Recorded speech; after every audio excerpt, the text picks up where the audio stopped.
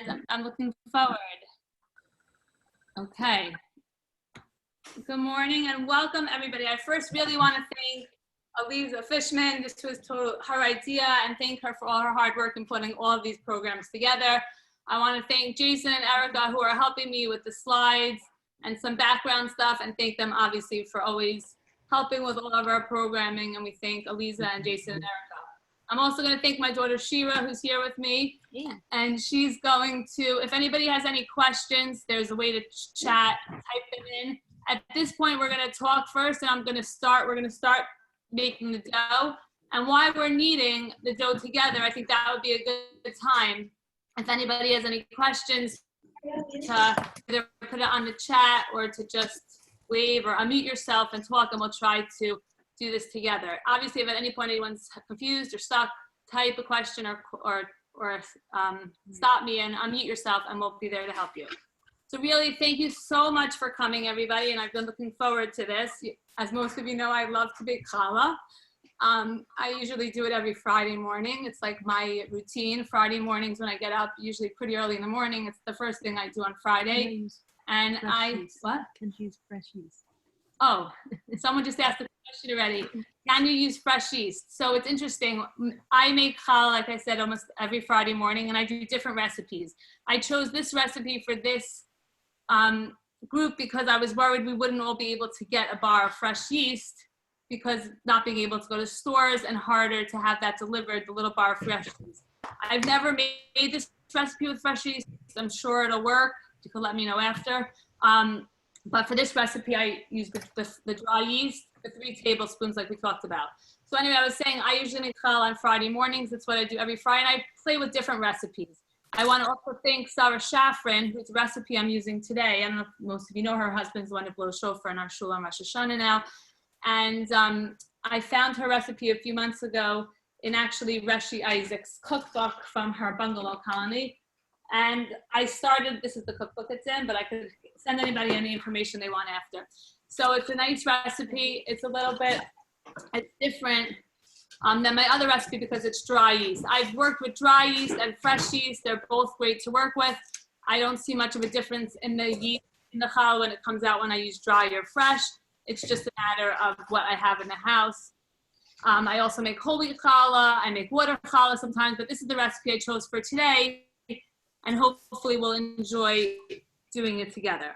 So in my mind, there are 2 goals for today's program, and I hope that we can accomplish both of them together. First and foremost, I want everyone to have a good time. Although baking is something that may sometimes feel like a chore or a burden, it is also something which can be fun and a great way to focus on something other than whatever we would have been thinking about besides. Secondly, I am hoping that we can learn a little bit together today. Most people would not think of baking as a spiritual or religious activity.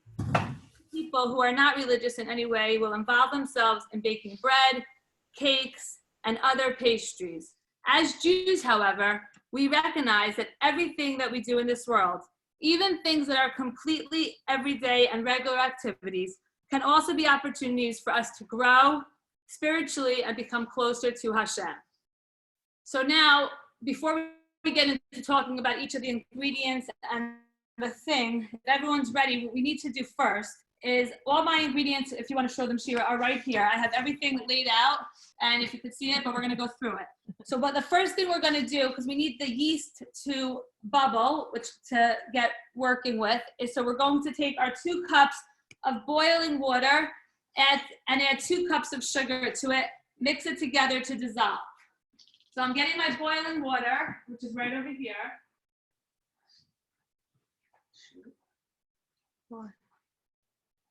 I'm coming. Here is my boiling water. I'm taking 2 cups of boiling water and I'm pouring it into the bowl, into my bowl. We could talk about my bowl after, but I love this bowl. It's from IKEA. I got it years ago. The only thing I use this bowl for is to make my challah every week. It's a great deep bowl. And then I'm adding my 2 cups of sugar. So I put the 2 cups of boiling water and we're gonna let that dissolve for around 1 minute. If you wanna give it a little mix with your finger, don't burn yourself. I'm wearing gloves. I don't usually wear gloves except since this pandemic started, but I am wearing gloves today to make challah. And if you want to mix it, just don't burn yourself. Let the sugar dissolve, okay? After the sugar dissolves, in around another minute or so, after we let the sugar dissolve into the boiling water, we're going to add 2.5 cups of cold water and 3 tablespoons to the boiling water and sugar mixture. So basically, 2.5 cups of cold water.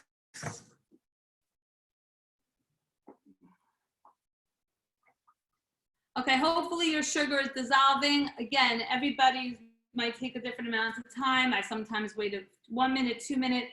We're playing with this. It's gonna come out. It's gonna be delicious. But then you take 2.5 cups of cold water once the sugar dissolves a little bit more, and we're gonna add that in to our bowl with our 3 tablespoons of yeast. So basically, I just added in our 2.5 cups of cold water and our 3 tablespoons of the dry yeast. If everybody could see it in my bowl, I don't know. Oh, she doesn't want me to spill it on her computer. But that's what it looks like now, and I'm just gonna take my finger if you wanna mix it around together.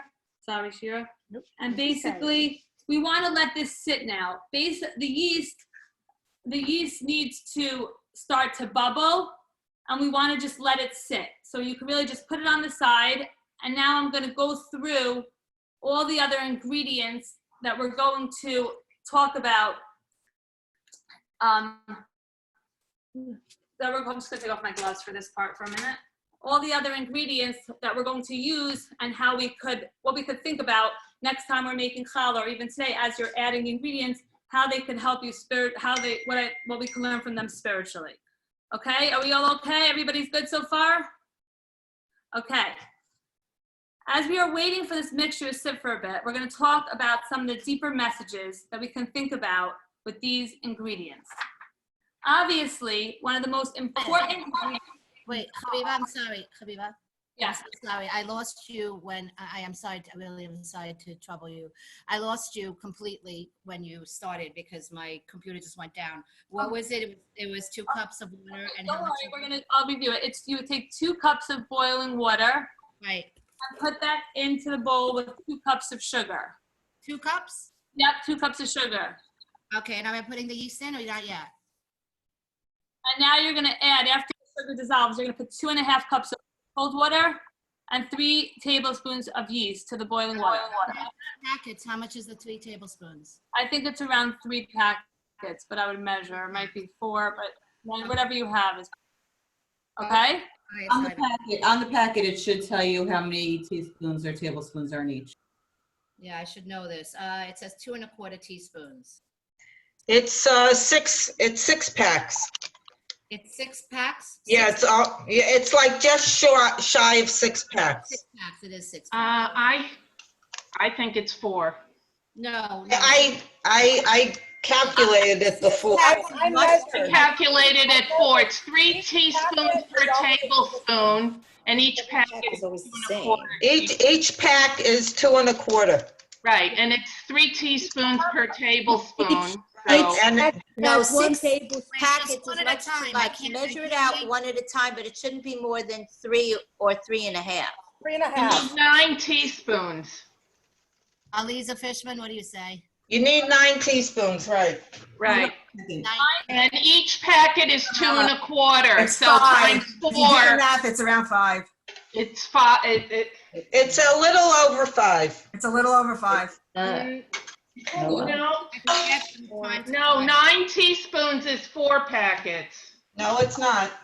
Yes, it If 2 1/4 times 4 is 9. I recall using Less than 4 packets. Okay, Guys, guys, 4.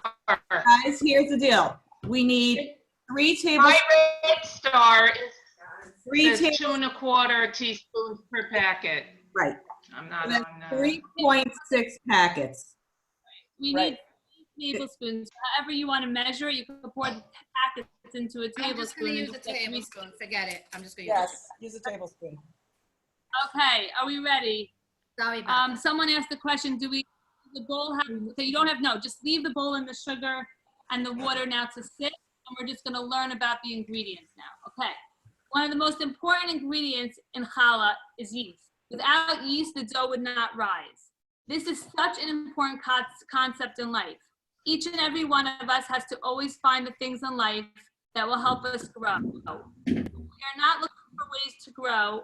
We are not paying attention to the things in life that enable us to grow. Then it will be harder for us to grow and become better people. An important thing to remember is that if you put too much yeast, then it will ruin the dough. The basic message is that we need balance. We need to find things in life that inspire us to grow, but we have to make sure not to push ourselves too hard, or else we will end up doing more damage than good. I'm sure that each and every one of you can think of things that inspire you to grow. This may be a great opportunity to just stop for a moment and ask yourself that question. What makes me grow? Maybe I will just share a couple of things that help me grow. Having people in my life who motivate me and make me want to be a better person can be like yeast and give me a little bit of a boost and encouragement to grow. Another thing that I can help people grow in life is having goals. When you look for ways in your life in which you want to improve, then those goals can actually help you to grow. Okay, another very important ingredient in our challah is sugar. We don't need sugar in order for the challah to be edible, but we need it in order for it to be sweet. Sugar is an excellent reminder that in life, we need to go look for ways to sweeten every day, whether it's spending time speaking with people that we love or looking for ways to relax and enjoy ourselves.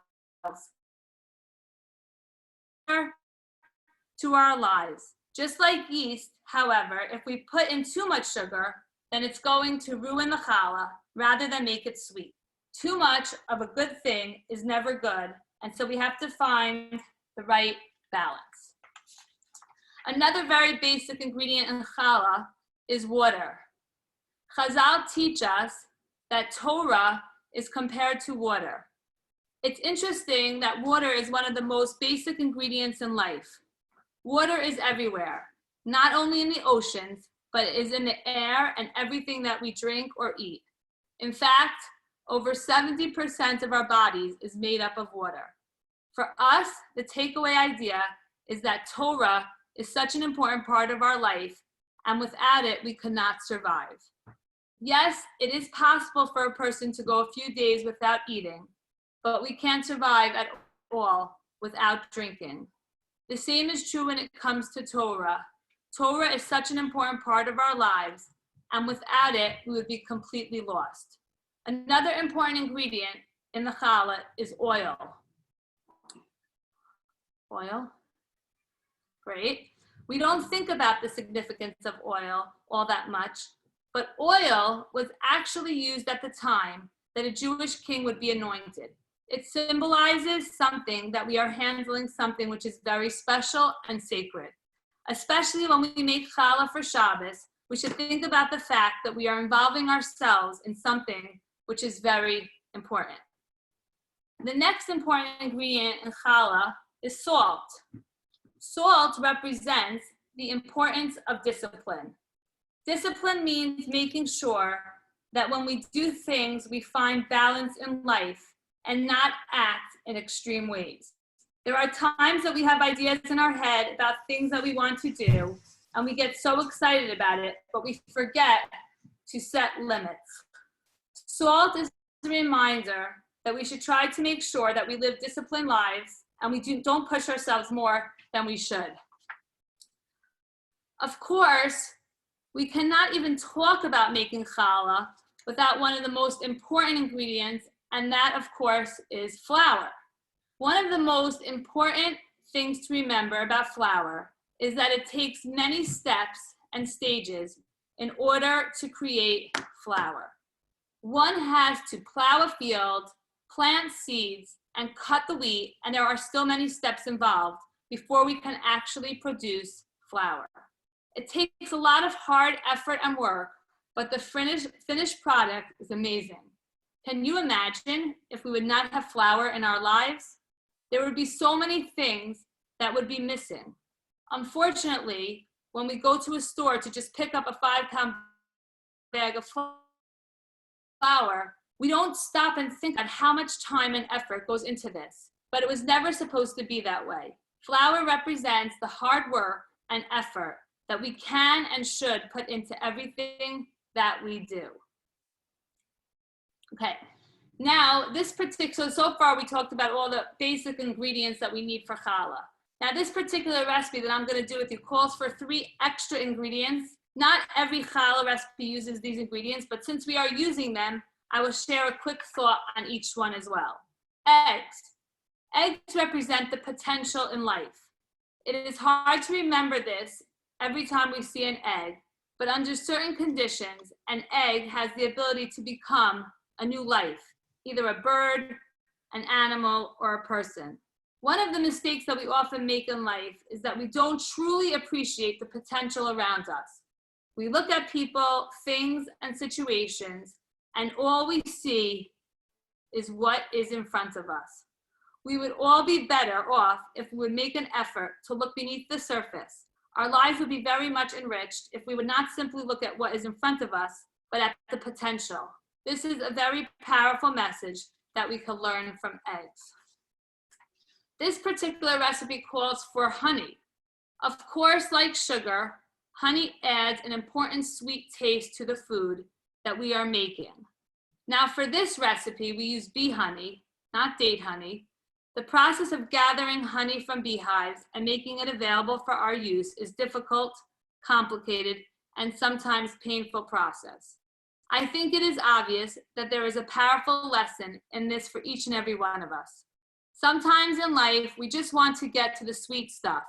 We are so anxious to be able to taste whatever it is that gives us pleasure and enjoyment that we forget to experience things that are uncomfortable and painful. We should not look at this as if something is wrong and not the way it's supposed to be. Almost always, things in life that bring us sweetness and pleasure require sacrifice and hard work. The final ingredient in our challah is vanilla.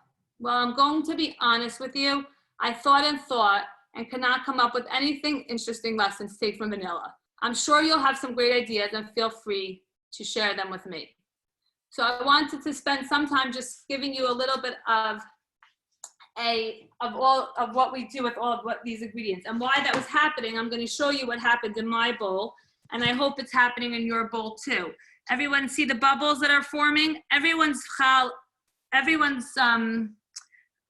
water, yeast, and sugar should be starting to bubble. That means that the yeast is okay to work with. If you are not seeing, Shira, I can't see. If you are not seeing any bubbles in your yeast, and it's happened to me before, that the yeast could be bad, then I would throw it away and start again. There needs to be some bubbles, doesn't have to be a lot of bubbles, but in order for the yeast to grow and to rise, there needs to be some bubbles in it. And then we will, in 2 minutes, we will start to add all the rest of the ingredients. Anybody have any questions at this point or anything you want to add before we start mixing everything else together? Everybody good? Okay, so the first thing we're going to do, everybody, is we're going to take our bag of flour and we are going to put in everything else into our yeast mixture. So, first thing we're gonna do, I don't know if could they hear me now when it's like this? Oh, should I just stop? Yeah. Okay, before we get started, I just want to tell everybody also, I know we sent out 1 bag of 5 pounds of flour. When we're gonna need it, it's gonna be good for you to have some extra flour around because it's gonna help you to make a nice dough and not so sticky. You might have to add more flour to have extra around. So basically, we're going to take our 5-pound bag of flour and we're going to pour it into, I happen to like using this flour. Someone's yeast was dead. Okay, 1 second. If your yeast was dead, I think you need to start again, but if you want to watch this, I think this is being recorded You could do it after. If you need more yeast, I'm happy to bring it to your house later. But anyway, this is a high gluten bag of flour. I happen to like to use this flour, but any flour you have, a 5-pound bag will work. And basically, into my bowl, just like that. I dump the entire bag into my bowl. And Mommy, I spilled a we have lot. another question. Yeah. I by mistake put the yeast in a smaller bowl. Can I transfer it to the larger bowl so I can add the rest of the stuff? Yes, you could take, someone else just asked, they put their yeast in a smaller bowl, no problem. The end, you want to have all the ingredients in this bowl so we can mix it together. That's what we want to do. Now that we poured in the 1 bag of flour, I'm going to add my eggs. Here I have 4 eggs. Everybody see I'm pouring the eggs right in. 1 second, Chaviva. If it's like 5 bubbles, is that good enough? Yes. I just poured my egg, the flour, the eggs. Now I'm going to pour in my salt, my 2 tablespoons of salt. I'm going to pour in my 1 tablespoon of vanilla. They saw it. I'm going to pour in my 1.5 cups of oil. And then what I do as a trick, which all of you probably know this trick, is because my cup is oiled Chaviva, already, Chaviva, 1 tablespoon is not a lot, is not too much salt? 2 tablespoons of salt. No. That's not too much? No, but use no, for this recipe. Okay, then the same oiled cup that I did, 1.5 cups of oil, I quickly put 1/2 cup of honey, and I'm pouring it in. It comes right out because your measuring cup had oil underneath it. Yeah. Hold on, my husband wants to say hi to everybody. Hi, good morning, everybody. Listen, I don't want to get involved. I just want you to know, Chaviva makes great challah, but I actually have a better recipe. So, Elisa, maybe we'll set up another time that I can teach everybody how to do this even better. Okay. But this is great. This is not bad at all. Enjoy. You're learning from the best. I'm sure you can work something out, Rabbi.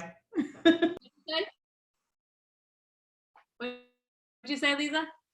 Okay, so maybe Erica, right. We're going to put in the flour, the salt, the oil, the honey, the vanilla, and the eggs. Can they hear me? Why The flour doesn't need to be sifted?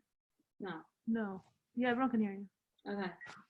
Someone just asked if the flour needs to be sifted. I don't do that. You do not need to sift it. But if you did, that's great.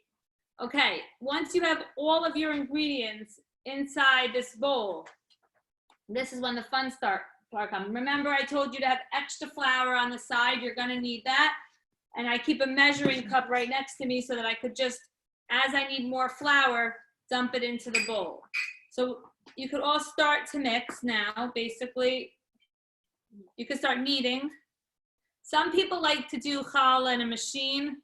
I happen to love to knead it by hand. I find it like relaxing, therapeutic. If I'm frustrated, I could take things out of my flour. I like to think about things when I make my challah dough. I think about sometimes people, and we'll talk about this a little bit later when we talk about making the bracha, but when I make my challah, I try to think about maybe people who are going through a hard time, people that need a refuah shalema, people that are dealing with other things, and try to think about them and hope that, if, the challah will bring them sometimes. If I'm thinking of a certain person, I'll make them a challah so that when they eat it, they know that hopefully the challah is gonna, bring some warmth to their home. And I try to, think of different things that I think about why I actually need the dough. But for now, let's just have fun with it. You'll see I hope it's starting to look like, Shira, pick up the camera. Sure. Like this, we're starting to look like a dough. I find that challah, some people feel like challah is like a whole day production. Because I do it, like I could do this, you'll see, we're gonna make the dough pretty quickly. And then we just leave it to rise for a few hours. And I'm looking forward, and we'll talk a little bit more about the bracha and everything, but I'm looking forward to being with Elisa later to learn how to braid. I don't braid, honestly. I don't usually have time to make anything pretty, or sometimes I do pull aparts, and sometimes I just take 3 ropes and twist them. So my dough is feeling a little sticky right now. I don't know if you see it, but I'm gonna add, Shira's gonna add some flour because I'm wearing gloves, and pour it in more. I would say I'm putting in probably another 1/2 cup to start with, and we'll see in a few minutes. Also, I find that every dough, you know, sometimes you can make the same challah recipe 2 weeks in a row and it comes out differently. Sometimes it's the humidity, like the air in the house, the humidity.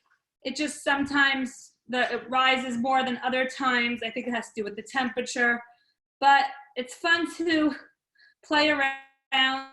I've learned sometimes I just get bored of my regular recipes and I open up a random cookbook and I just look for a new recipe, one without eggs. I always make whole wheat challah now, so if anybody's interested in that with almost no sugar, that's a good recipe. I'm happy to share any of my challah recipes. How are we all doing? How's everyone's dough? I'm gonna add a little more flour. Looks great, Chaviva. Yeah, good, Esther. Happens to be that if you add more flour now and make it less sticky, then when you're gonna braid it later, you won't have to use as much flour. So don't be nervous if you're adding in another cup of flour you wanna get a beautiful piece of dough that you're gonna be able to work with. Chaviva, can I make this as a pull-apart challah? Yeah, and Elisa's gonna talk about that at 2 o'clock. But if you don't like to braid, you could do pull aparts. You can really do whatever. Some of my flour fell here on my counter. I'm just gonna wipe it up. And I'm gonna show you in 1 second what my dough is looking like. I wanna see some of your doughs also.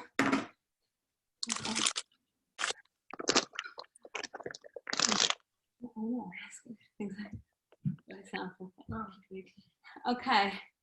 Chaviva.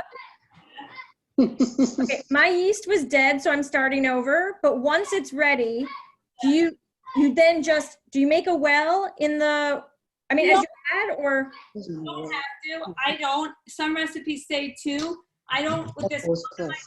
Mother makes it. As long as you have all the ingredients in your big bowl and you mix it well and you keep mixing it, then you don't have to make the well. If you want to make a well, you can. You could put the flour and then put all the other stuff in and then pour your yeast in the middle also and make a well and eat it that way. I've done it both ways. I've never seen a difference. So I just make it easy. I do everything in one bowl because I find that then I have less to wash. Where can we get your and everything. You have to pay. Brooke, I'm sorry about your yeast. Do you have more yeast? I have, it's already up again. Oh, okay, amazing. So yeah, you'll see you see guys, I'm taking a little more flour because again, the less sticky it is now, then the easier it's gonna be at 2 o'clock when we come back to braid. You won't have to add as much on your surface of wherever you're going to do the braiding. But I'm gonna show you my dough in a second. Should we put the honey away so that the oil? Someone just asked me, oh yeah, of course, anybody that wants my whole wheat recipe, it doesn't have too much sugar, but it happens to be delicious, could call me or text me, I'll send it to you when we're done here. But look everybody, this is my dough. It's really, it looks like a very pretty piece. I don't know if you could tell from the camera. How's it? Can I see some of your doughs? Anybody want to show us what it looks like there? I'm a little behind with you, so I have to wait. My yeast is still. Alicia, beautiful dough. Nice. Very nice, Esther. So nice. It's so Esther, beautiful. It's so nice to see everybody. I miss you all. And now, what you're gonna do? Oh, very nice, Jan. Beautiful dough. Okay. Erica, where's your dough? Putting her on the spot. Lisa, you making dough, Lisa? Okay, beautiful. Beautiful, beautiful, beautiful. After everyone's dough is the way they want it to be, so then what I do, and this is just a trick I've learned over the years, is I take a little bit of oil on my, one second, a little bit of oil on my hand, and I basically rub my hands together and put the oil over, like wrap onto the dough, like pat it onto the dough. I'm gonna show you. And it's just like an oiled surface. I'm gonna show you. And I do it all around. And everybody see there's a little bit of oil on top, very little bit. Okay, let me throw away these gloves. Hi, you all. Can I show you something really cute? Yes. Who is that? Okay, so I've been baking challahs for years, and look at my cute apron. Can everybody read it? It says, "I'm in a relationship with challah." Oh, I love that. Who is? So you know what it is? Do you know Nechama Schreiber? I don't know if you know her. She's from, I think, well, her grandparents used to live in West Orange. At any rate, she has a wonderful website called Humans of Judaism, which she started in memory of her father, who was nifter pretty young. And so it was on her website, and I thought, this is perfect for me and for my best friend, who's her aunt, who taught me how to bake challah. But I'm doing your recipe today, Chaviva, because it really is, it matches my recipe, and it's always wonderful. But this apron says it all, because I do love challah. Anyway, enjoy baking. Love that, Marilyn. Thank you for sharing. It's adorable. Okay, be well. Okay, 1 second. She's showing me one. Oil the dough with well-oiled hands. Place it in a large bowl and cover the wet towel. Let rise. Okay, 1 second. 2.5 hours to rise, someone else. Okay, we'll talk about that. Okay. I'm gonna, when they hear me? Oh, okay. Hi, everybody. And if you're, so I actually also have something that I love. I got this years ago. It says the bracha on it, and it basically says L'chvod Shabbos Kodesh, and it says L'hafrish Challah Min Ha'isa, which is the bracha that we're going to say later. What I do now is I take this towel and I wet the towel with warm water. Can you shut the fan? Wait, we don't have to punch down? You don't have to, well, after you oiled it should be punched down like this. Okay. And then I'm taking a wet, warm towel with warm water on it, and I'm just putting it over the bowl like that. So basically, the wet water, I guess, gives it some heat, some moisture, and then I literally just put it away, put the bowl away for a few hours. People are asking how long. I have left my challah for 4 hours. I've left it for 2 hours. After an hour, I would punch it down and then let it rise again to get out some of the air pockets or anything you might want to punch it down. Let's say it's now 11:30, at 12:30, or at 1. You could punch it down once, and hopefully by the time we meet back together at 2, your challah dough should rise to the top of the bowl, and that's really the whole thing. That's how quick it takes, how easy it is to make dough. Like I said, some people like to do it in a mixer. I enjoy doing it by hand. There are times I make, 2 5 pounds of white and 1 5 pounds of things, because I find that it just goes very fast. And then I just put it on the side over here, and I let it rise for some time. Can I give you one more hint about what I do with my challah to where I warm it? So what I do is I keep my oven on. I don't have a wall oven like you do, Chaviva. I have a regular range. And what I do is I put my oven on to about 200 or 250. And then I do just what you say. I cover it with a wet shmata, and I leave it on top of the grates to warm and to rise. And it rises really quickly then. Right. And I'll tell you another thing I usually do, because I mentioned to you that I usually make my challah dough Friday mornings. Right. I usually leave my challah dough and my chicken Friday morning. So I put my challah dough right next to my burner, and then I usually have a pot of chicken soup cooling in there, so that very cool. Those are the things that I try to leave for, those are the few things I start with usually on Friday morning when I try to get ready for Shabbos. Do you recommend putting it by a warm surface? You recommend by warm surface. If you don't have anything going on now, keep it someplace in your kitchen that's warm. Some people I don't usually do this. Some people put it on their oven door. I don't think it's good it's a very heavy bowl, but people do keep warm and put it on the door. I don't think it's necessary. If you're going to make something for lunch, or you want to warm up your kitchen, putting on your oven for a few minutes, but I think most of your houses are probably warm, and hopefully if you leave it now for 2 hours at least until 2, when we come back, it should rise and no one should have any problems. Just so you know, I've also done with when you have a problem with the yeast, like if you're in a rush, I do put it on the oven door. I open the oven door, I put the bowl, I use a plastic bowl, and I put it on there on 200. It gets it's beautiful. It gets the yeast to proof much quicker. Right. I find in everybody's kitchens it works differently. It's weird. It's the air, it's the warmth, it's the cold, it's the hot. But Thank you, Aviva. Wait, listen, 1 second, guys. I want to just talk to you for 1 more second. When we come back at 2, we're going to be doing Hafrashas Challah and reciting the bracha at that time. Aliza is going to lead us in the bracha and the beautiful Yehi Ratzon. But before we leave now, I want to spend another moment just to briefly talk about the bracha. Even though we're not going to do the bracha until later, I just want to explain it now. So basically, the Torah tells us that a portion of our dough is to be given as a gift to the Kohen. Today, we don't actually give a portion of our dough, but we still, because it's technically mitzvah, we still recite a bracha. The bracha begins like every other bracha that we recite before doing a mitzvah. Specifically, though, we say that the mitzvah that we are about to perform is lahafrish challah min ha'isa. Literally, to separate this portion from the entire batter. So what we're going to do later is we're going to separate a piece of dough from the entire batter.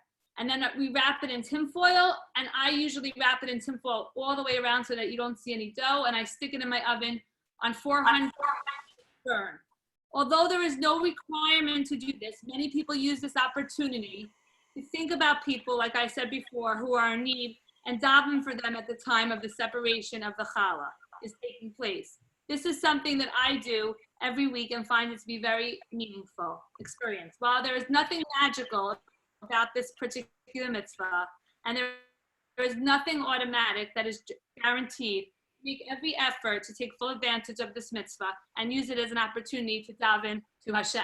So when you pull the dough later, I usually take like the size of a, if you take a, I'll show you what I usually take just to show you.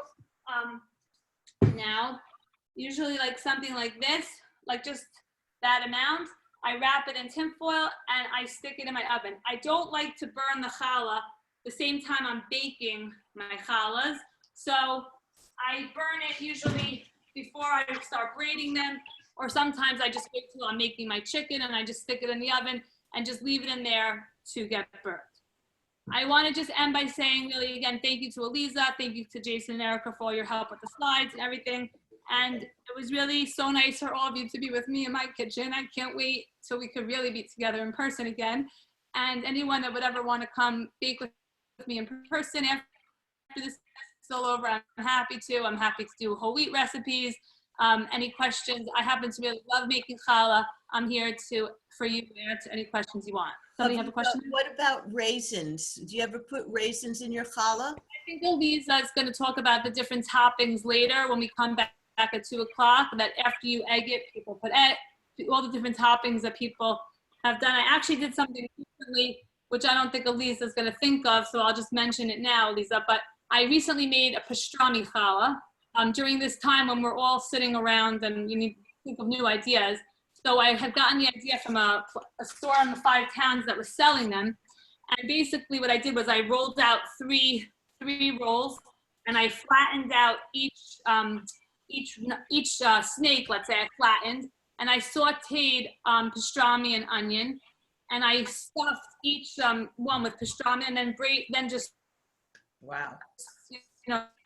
did 3 and turned it, and it was, and I put everything basil seeds on top. It was like a hot pastrami sandwich. It was amazing on the dough. So I've done that. That's something different. But I think Aliza will talk about the different, I know you guys have seen in tours, all the different toppings Daisy's does and Butterflake and all the different things the bakeries do, but there are a lot of different toppings that people do. I do a lot of times for Rosh Hashanah raisins, like, do you have any other questions? Question, is there such a thing as over mixing? I felt that I'm just finished now. It felt lumpy, so I don't know. Is this? Again, if it was lumpy, just add a little more flour. There's nothing wrong with adding more flour till you feel like you're going to be able to work with the dough. You shouldn't have any problem. Sometimes as it rises, then it's going to rise and punch it down later, and hopefully when you come back at 2 o'clock, you'll be able to. But there's nothing wrong with over mixing. Think about it. Most people put these things in mixers or this, and we're using our hands, which are not as powerful. I just enjoy doing it with my hands as opposed to taking it in a mixer and using the dough. There's no harm in overdoing it. I have a question. Yeah. I have a question. I feel like I usually net it more than this or knead it more than this, and it's kind of still lumpy-ish. Right. So then I would, who is that? I would totally just keep adding flour and keep kneading it. Like I said, because it's just like I just do it so fast, I think because I do it so often, but if it takes a little bit longer for you to add more flour and knead it longer, don't rush. There's no rush here because we have till 2 o'clock until we're coming back to braid. So even if you're finished kneading it by 12, you still have 2 hours for it to rise before we're gonna come back. Chaviva, can you just throw the dough out or you have to burn it? You should burn it. Okay. Okay. Someone just, someone just. No, she did it. That's everything. Okay. I know my house is a little bit warmer today because when we woke up it was freezing, so we bumped the heat up. So now my home is hot. I ended up adding quite a bit more flour. The point that what you want to make sure of is if it's easy to work with now, then it'll be easy to work with when we braid later. So that's your main goal. You want it to get to that point where it feels like it'll be easy to braid. Right. I have a question. Sure. I wonder, after you've burnt it, does it go in the garbage? Yes. Okay. I do, though sometimes just wait that it's not so hot, shouldn't out your car. Yeah, no, But, right.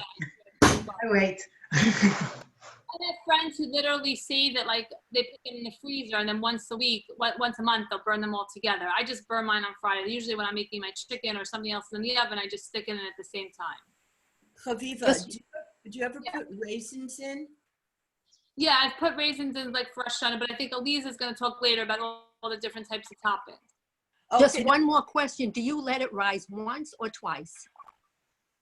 We're letting it rise So now. I said before, Sorry. letting it rise now. It's okay. People could punch it down, I would say, in an hour or an hour and a half. You want to punch it down once between now and then let it rise again until we come back. That's what I do. Okay, terrific. Thanks. No Have the best day. So nice to see you. But anyone have any other questions? I miss you all, but it's so fun to see you. Thank you. Thank you so much.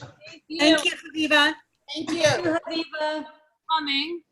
A wonderful Rosh Chodesh activity. We'll see you later. 2 o'clock, we'll see you in Elisa's kitchen. We're looking forward to Chodesh Tov, school, 2 o'clock. See you soon. Darcy, don't forget to take the calcium.